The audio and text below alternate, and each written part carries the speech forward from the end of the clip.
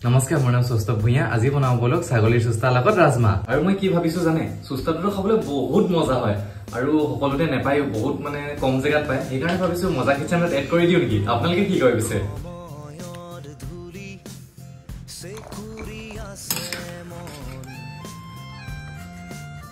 দিবানি খাৰে ভূগোল পাহৰি সমুখলৈ বুলি ক্ষণ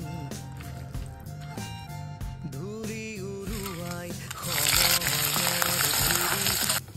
চেকুৰি আছে মন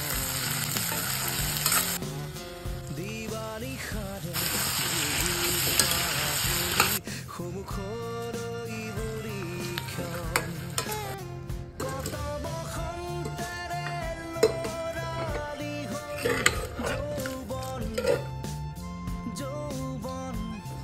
মজা